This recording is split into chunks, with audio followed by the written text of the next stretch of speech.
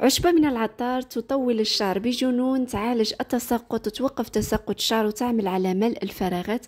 يعني بعد ما ديري هذه الطريقة اللي راح نشاركها معك اليوم، راح تبدي تلاحظي شعيرات صغيرة بدات تنمو في الأماكن الفارغة، تعمل على تكثيف الشعر، تحفز نمو الشعر في وقت جد قصير. راح تبدي تلاحظي الفرق، لأنه تعمل على يعني تحفز الدورة الدموية وتحفز يعني نمو الشعر بسرعة. الوصفة رائعة بمكونات بسيطة، نتمنى تجربوها. اسهل من هذه الطريقه ما كانش، لانه هذه الوصفه وصفه للكسولات اللي ما عندهمش الوقت وكاع يديروا هذه الطريقه اللي راح نشاركها معكم اليوم، وراح يعني تهنيهم من التساقط وتطول لهم شعرهم، خاصه اذا كان شعرك خفيف ويطيح حالته حاله. ننصحك ديريها وراح تلقي فرق يعني ولا اروع. مرحبا بكم في قناه حواء ديس تي في 2. ما تنسوش تشجعوا الفيديو بجيم وتعليقوا وبارطاجوا الفيديو مع صحاباتكم، وشكرا. المهم في هذه الوصفه اول مكون راح نحتاجه هو الصدر، ويعني من الافضل يكون الصدر مطحون، تقدروا تشروه من العشاب مطحون اذا ما عندكش يعني آلة طحن. فوائد الصدر للشعر: تنظف فروة الرأس وتخلصها من القشرة والحكة المزعجة التي تسبب تساقط، يعني تهنيك من القشرة. الصدر ايضا يقوي بصيلات وجذور الشعر، يعني الشعر تولي ثقيله، ماشي هذاك يعني ماشي هذاك الشعر اللي يتقطع ويتساقط بسهوله.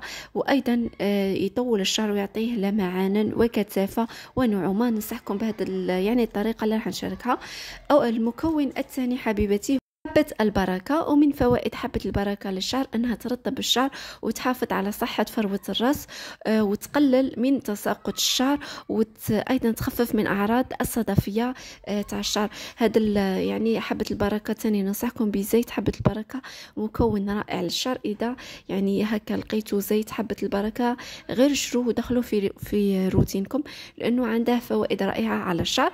في هذه الوصفة احنا راح نحتاجوا حبة البركة تكون مطحونة، راح ديري ملعقة أيضا. المكون الثالث هو القرنفل، او ما يسمى باللغه العربيه المسمار.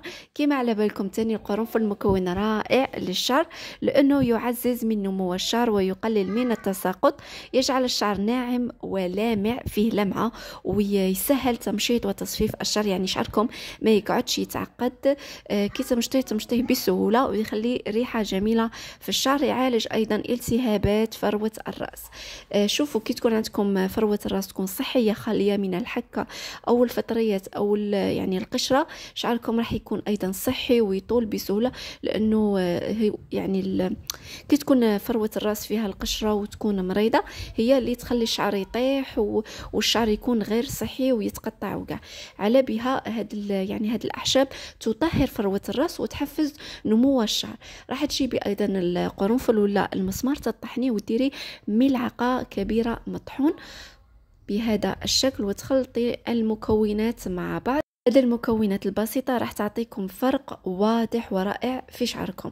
راح نخلطوا هذه المكونات مع بعض، وتقدروا ديروها هذه حتى للرجال إذا يعني كان شعره يعني خفيف ولا يطيح. حتى للرجال يقدروا يديروا هذه الطريقة. الآن طريقة التحضير: بعد ما خلطت هذه المكونات راح نجيبوا علبة الشامبو الخاصة بك اللي تغسلي بها شعرك. أنا يعني راني نخدم به، يعني راني نغسل بهذا يعني بهذا الشامبو بهذا لامارك بزاف شابة، وعندي مدة وانا نغسل به هذا. راح نجيبوا العلبة ونفتحوها ونديروا فيها هذه الخلطة تاع الأعشاب تاعنا. هذوك المكونات تقدروا تشرو غير من العشاب: 5000 يعني حبة البركة، 5000 صدر مطحون، و5000 يعني قرنفل اذا هذه كاع ما عندكش، ولا 10000 وراح تصنعي بها الوصفه، لانه الوصفه اصلا بسيطه وغير مكلفه. راح تطحنيهم وديريهم في علبه الشامبو الخاصه بك، وتخلطي المكونات مليحه مع بعض. وشوفوا قوام الشامبو كيفاش راح يولي، يعني شامبو الاعشاب. وفقط هذه هي الوصفه. طريقه راح تغسلي بها شعرك مره ولا مرتين في الاسبوع عادي. كيما تغسلي شعرك اغسلي، يعني كيما تغسلي شعرك بالشامبو اغسلي عادي. فقط نصيحه مهمه، شوفوا يعني هذا النصيحه من القلب، حاولوا ديروا مره في الاسبوع حمام زيت لشعركم. يعني جيبوا افضل زيت ننصحكم به. انا شخصيا يعني كنت ندير هذه الطريقه، كنت نجيب زيت جوز الهند، يعني ندفيه شويه ونديرها على شعري وهو دافي باش يعني شعري يستفاد منه ويمتصه. ونغطي شعري ببلاستيكه ونخليه ساعتين ونغسل شعري. صدقوني هذه الطريقة يعني طولت لي شعري بسرعة، ونصعب بها حتى يعني البناتكم الصغار. ديروا لهم هذا الروتين مرة في الأسبوع، داوموا لهم فقط زيت جوز الهند راح يطول لهم شعرهم ويرطبه. وأيضا يعني كنت ندير هذا مرة ندير هذه تاع القرنفل تاع الأحشاب مع الشامبو تاني، عاونتني بزاف يعني توقف التساقط وطول الشعر. فقط هذه الأحشاب شوية ينشفوا الشعر. حاولوا كي تغسلوا شعركم ديروا السيروم في أطراف الشعر. باي باي.